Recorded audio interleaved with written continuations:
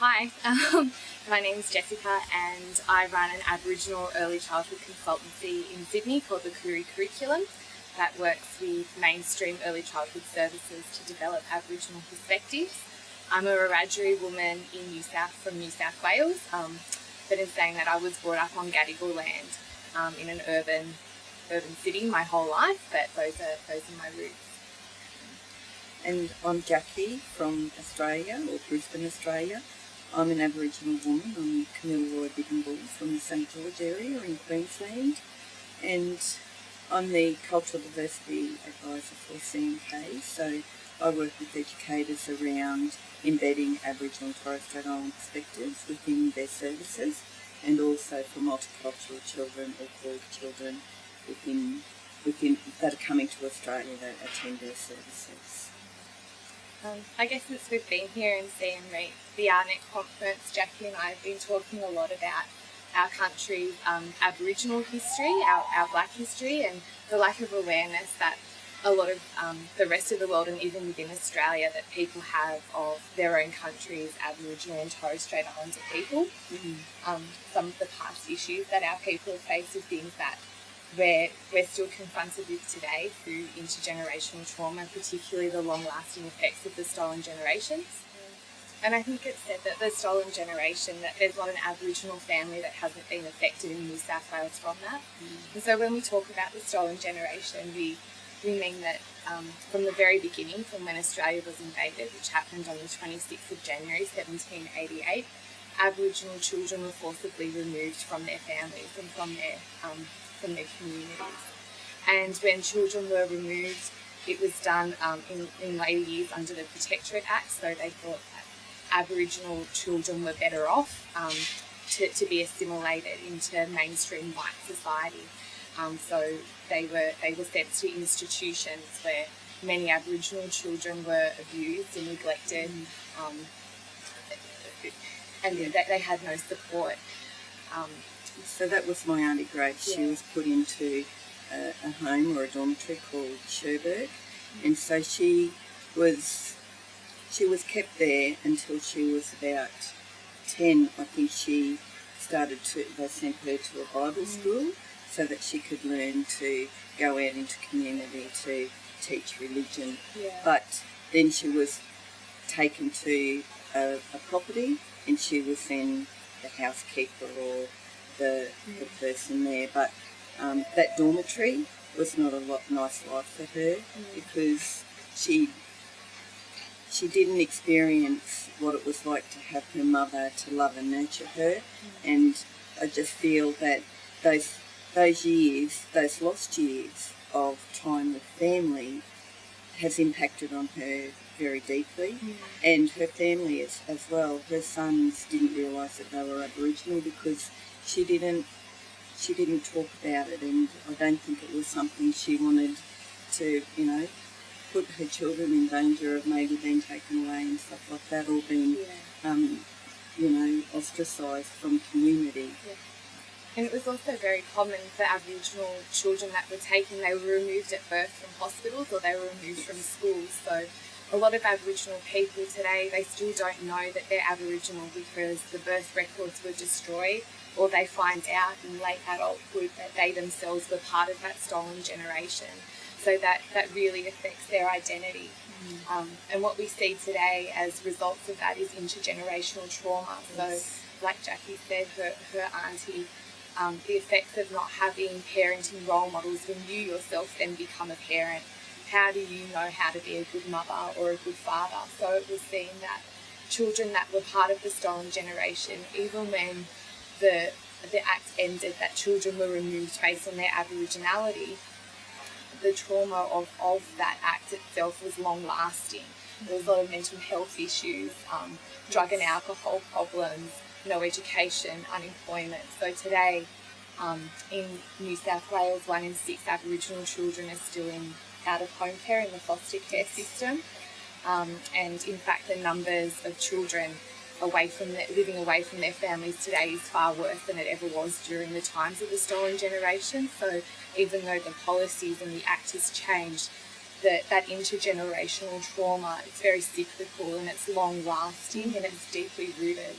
And even today, there can be a family of 4 or 5 children, and if they're removed from family, they can be put into like a separate non-Aboriginal family. So it's quite well known, or it happens every day, where the children are removed and they'll go to separate homes, so they don't get to share their lives, their everyday lives with their siblings. They may, if they are in the same town, they may go to the same school and they can catch up there, but in a lot of cases they're just separated from family. So that's still a sad situation. So that happens today. And even though there's a lot of awareness of that, and so we have what's called an Aboriginal placement policy, where the aim is always to keep the child with their family, then with an Aboriginal person in that community, then a non-Indigenous person in that community, then with an Aboriginal person outside the community, and as a last resort, a non-Indigenous person outside the community. So the aim is always to keep the child with family, and then secondly with culture, because when a child is removed, they don't just lose their family support and connection, but they lose their culture and that sense of identity. But what we're seeing more and more in Australia is that the Aboriginal placement policy is not being followed.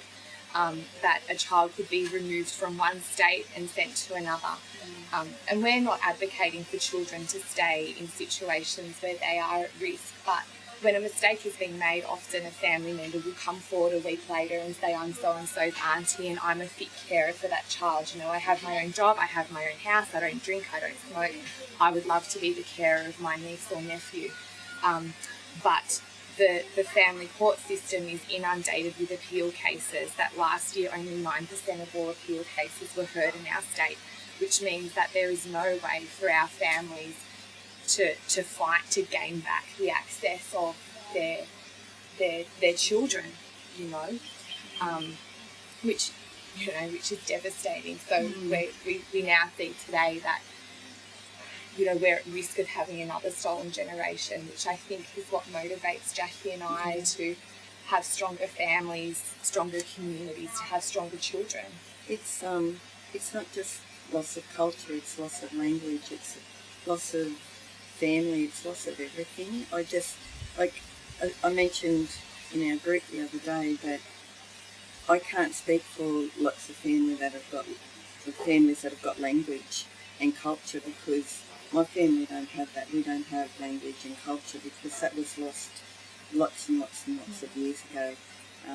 My grandmother didn't recognise herself in the community as being Aboriginal. She always said she was Maori. So that impacted us because we didn't really know at some points whether we were Aboriginal or not, even though my dad told me that we were Aboriginal. And that goes back to that, your grandmother, because when she was born, just like my father, when he was born, they weren't considered human beings in their country. So they were under the Flora and Fauna Act. They were treated like plants and animals. So you had no human rights. And so you would never want to acknowledge your Aboriginality if you were fair as skin, because you lived in fear of having your children taken away from you. And even though that fear now, it still exists for many people, but even though we have human rights now, that the perception of what an Aboriginal person is, a lot of people are deeply ashamed of being known as being Aboriginal because of how they're perceived by society, still to this day. And my auntie, not only Grace, but another auntie, she's 80 now, but I think when she was 72, she asked me, she said, Jack, are we Aboriginal? And that, I'm getting a bit emotional now, because that for me, for her to ask me. And looking at Jackie as well, like, to me, Jackie is an identifiable Aboriginal woman. I can look at you and I can tell that you're an Aboriginal person. Whereas the people that look like me, who are quite fair, it's not on that surface level. And And so to think that that would ever be a question, an identity question, when you're looking in the mirror and it's staring right back at you every day of who you are and who your people are is astounding. Mm-hmm. And my daughter, she's very fair like Jess. She struggled all through her high school years because she would sit in classrooms and hear the racist comments about Aboriginal people being homeless and jobless, and they should be ashamed of themselves and all those sort of things. And being who she was, and me saying, well, we're Aboriginal, and being so strong in the way we speak, she stood up in class one day and said, you need to stop. This is not okay for you to do this and to say those things, because I'm Aboriginal. And I think that was, at that time, that just made me so proud. That strength. Yeah, for her to find that strength, even though at that point we hadn't been surrounded by family where she knew, but she knew from home that we were Aboriginal. Wow. And from that time on, her teachers then were asking her information about, I think she was only in year 11. Yeah. And so she was writing assignments, and she'd go and do all the research, and then they were using the information that she was putting in her assignments to use in her classrooms. That's such they just didn't know. Powerful story. And I was going to say, so what's the hope in changing the cycle? But your daughter is. She and is. The two of you are. I mean, for people to be nurtured and feeling proud and being able to stand up. That's the hope. And I think as well, the support services that are there for Aboriginal people, they have to be accessible, not just by transport and financial means and all those sort of things, but because historically of what happened, Aboriginal people aren't going to access something that's put on them by government. So it has to be done from the very beginning, from the grassroots, collaborated with Aboriginal people, so with us and not for us, and not coming to us as an afterthought, involving us in the decision-making processes as from the very beginning, because we know the solutions better than anybody else does, because this is our reality. And looking at those upstream models, so starting from the early years, starting at prenatal even, to educate our families. About identity too, about our history, because a lot of our families don't know our history. They don't know, why we're so displaced and de-identified. They just don't know that sort of stuff. And that's why I think it is so strong when they do.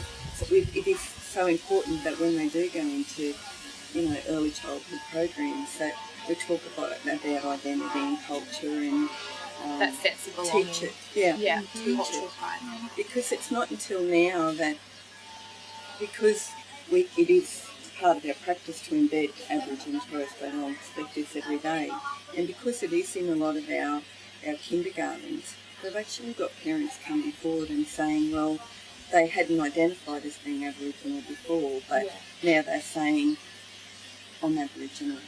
We want to be involved. We want to be involved. We want to learn about our culture because they didn't know about it. So, if we can get that information out there and encourage people to identify, it's going to make their lives a lot easier, and they'll be able to get through life and be proud of who they are.